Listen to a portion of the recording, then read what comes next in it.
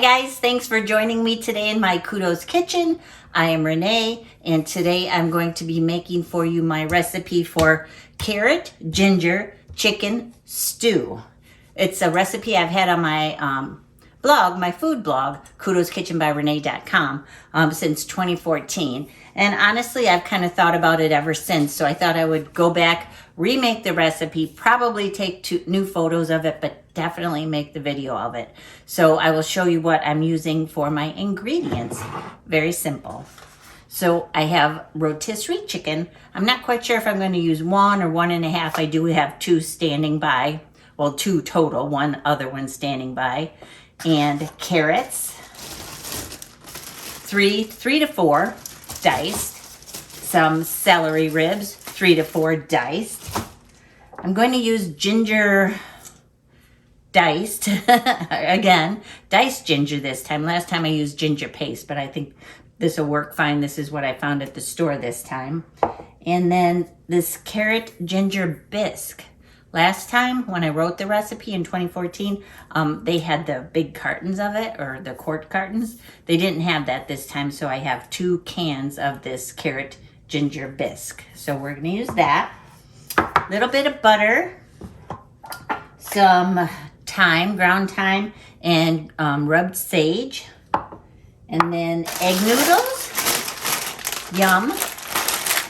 Some the recipe calls for chicken stock, or broth. You can also use vegetable broth, which is what I'm going to be using today because I thought this was chicken in my pantry, but it wasn't. It was vegetable, so I'm going to go with it. I think it'll be just fine. I know it'll be just fine. So, don't be so stuck to a recipe. Just kind of use what you have. Odds are it's going to turn out just as good. Onions, I have 3 to 4 small onions. That's what I have this time. Normally I'll use 1 large onion. What else didn't I say? Bay leaves. I have like 3 bay leaves and some white wine. So first what I'm going to do is I'm going to get the chicken off the carcass and shred it and chop it, and it's going to be roughly 3 cups of chicken. I will dice up some carrots, dice up some onions, dice up some celery, and then we're going to move on to the stove and get it all going. So let's begin. And I forgot to mention, of course, salt and pepper. You can't have any good recipe without salt, and a savory recipe without pepper. So let's not forget those.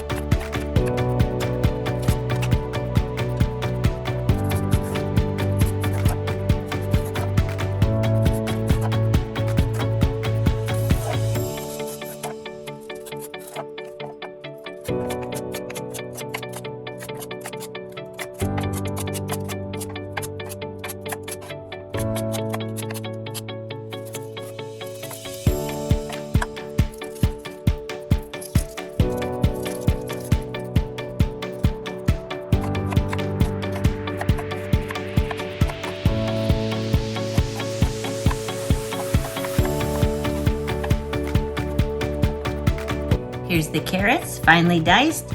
I'd say it's about 2 cups. And then onion, finely diced, probably 1.5 cups, and finely diced celery, roughly 1 cup. Now I'm going to go ahead and take the meat and skin off the bones of this rotisserie chicken and give it a good rough chop. So I sliced down the center of the breastbone and kind of gently pried them apart to make it easier to remove the meat. I like to keep a garbage bowl close by so I can discard the skin and all the bones as I'm finished with them. It's not not a hard process, it just takes a little while. This way I like to get the dark meat and the white meat because I like them both, but I'm more of a dark meat kind of gal. But whatever you like is what you can use here. You can even use leftover chicken if you should happen to have it in your refrigerator.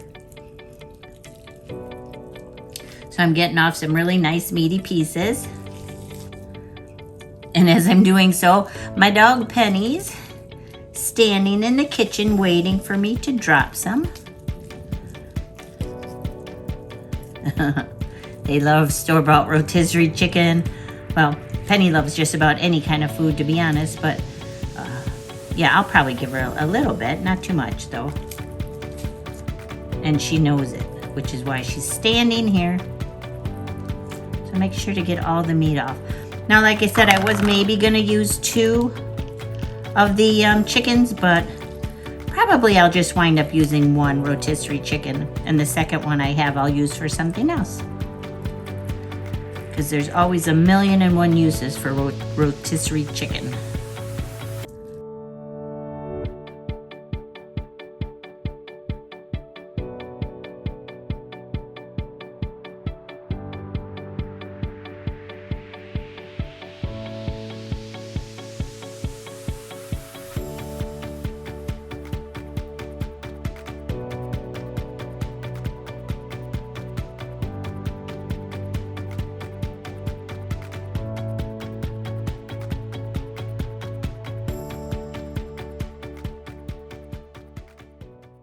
So here's about roughly 3 cups of chopped and shredded chicken with all the skin removed. The flame is on under my 7-quart Dutch oven to about medium high. And I'm going to add a quick tablespoon approximately of olive oil in there. And then to that, we're going to add our diced carrots. All of them. And of course the celery.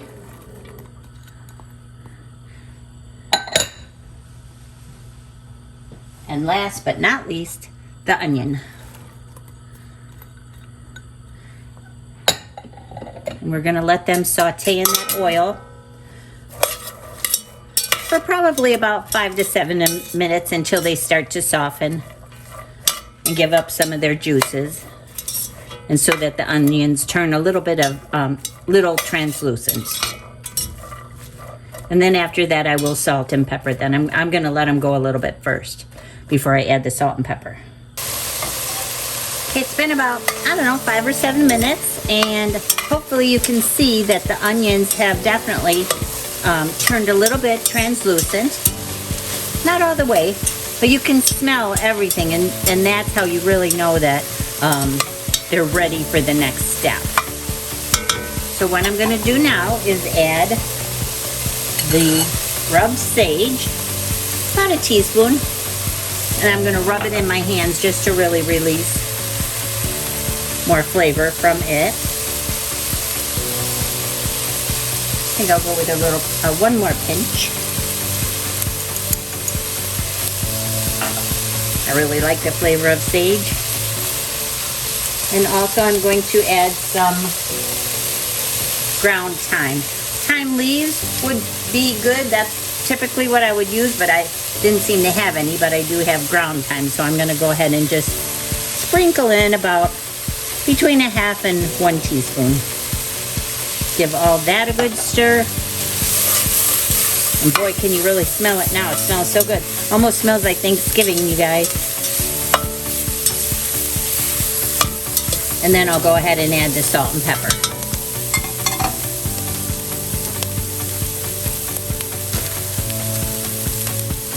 About a teaspoon of salt. I use kosher salt. That's my favorite for cooking and baking. And then this is freshly cracked black pepper.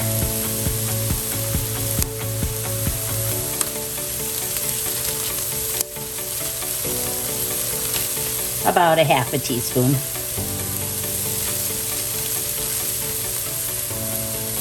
There we go. Another good stir. Combine everything together.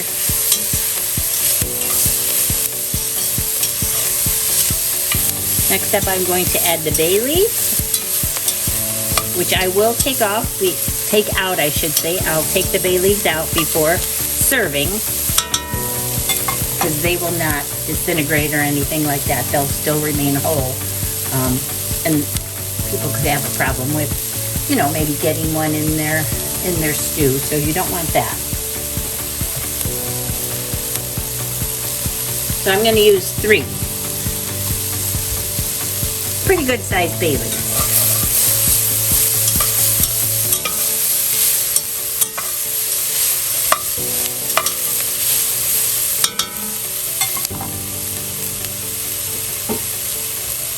Now it's the time I'm going to add the ginger. And this is very potent ginger, so I'm just going to, and as I said before, I've never used this ginger in the jar before, so I don't quite know what to expect. So I don't want to use a ton of it. So that looks maybe like a teaspoon. We'll see how it smells. And if it smells too strong, well, I'll figure out what to do then. And if it doesn't smell like there's enough ginger, I may add more. Always use your sense of smell when you're cooking, because in so many instances, that's when you'll know things are ready, things potentially are under-seasoned. I always say, if you can't smell the food, odds are it means you need a little bit more salt. And food without salt is food without flavor. So I turn down the heat just a little, and now I don't smell a whole lot of ginger. I am going to add a little bit more. Not too much.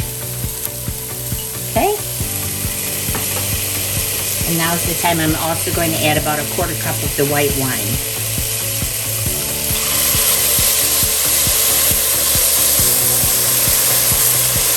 That may have been a 1/2 cup. Give it another good stir.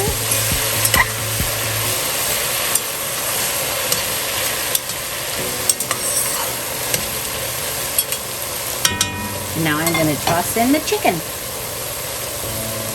So this was the 3 cups of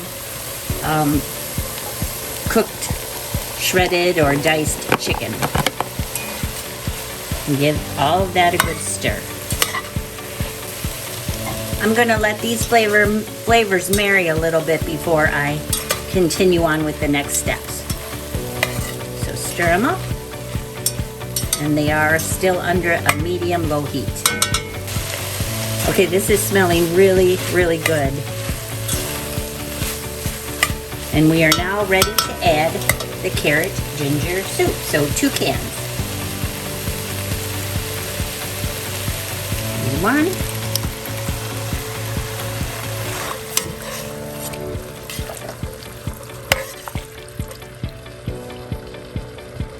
And here's the second one.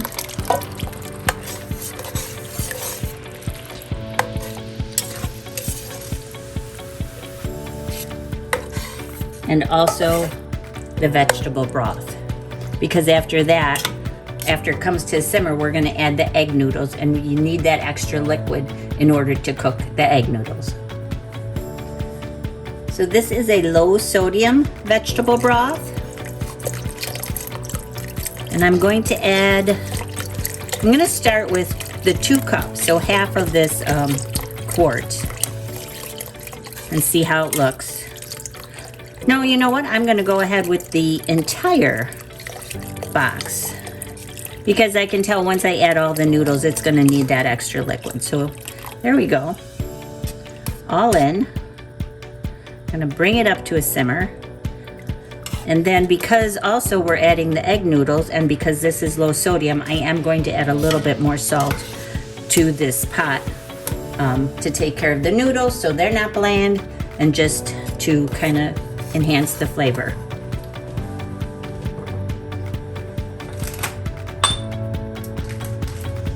So about a teaspoon, half a teaspoon really, I think is fair. Okay. Now we just let it go to a simmer, a low simmer, and then we're ready to add the noodles. Okay, it's just barely up to a low simmer, so that's pretty perfect. And the thing I like to do next is add just a couple of tablespoons of butter, because it just makes the stew so much richer. And well, everything's better with butter, so I just add butter. So 2 tablespoons into the pot. It goes. Another good stir. And if you wanted to, you really could stop now if you just really wanted a soup with chicken and vegetables. It would be delicious right now. I'd let it simmer for a few more minutes, but it really would be tasty just as is. But I do like to add egg noodles to mine because I like a lot of body in a stew. I like to make it more stew-like, so I like a lot of noodles so it's not as liquidy. So now's the time. I will go ahead and add, this is a 12 ounces of egg noodles. And I don't know if I'm going to add them all, but I probably will because you know me, I don't do anything halfway, and I think it could use it. So there goes all the egg noodles. So I'm going to turn this down because I really don't want it to go any higher than that, and I am any higher as far as the simmering goes, and because I'm going to cover it and check back in about 5-7 minutes and see how she looks. So it's been about 5 minutes with the cover on. I take it off and stir, and I can tell the noodles aren't quite done yet. So I'm going to let it sit and simmer, very low simmer, for another maybe, I don't know, 4 to 5 minutes. And then it'll be ready to eat, but way too hot. So, looks good, doesn't it? Very pretty for fall. It looks like a beautiful autumn soup. And as it cools, it will thicken slightly. And of course, as the noodles cook a little further, it will thicken and become more stew-like. If you do like your if you'd like it to be more soupy in consistency, you can always add additional vegetable stock or chicken stock or even water until you reach your desired consistency. But it looks good, doesn't it? I sure do think so. I hope you do too. So let me go ahead and dish you up a delicious bowl of hot and hearty carrot, ginger, chicken noodle stew.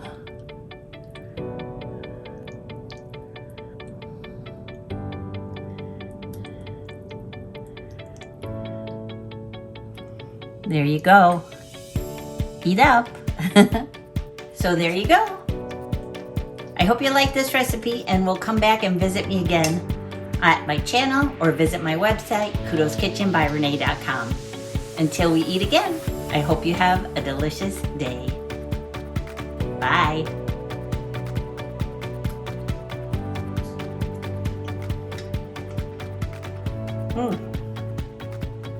That's good.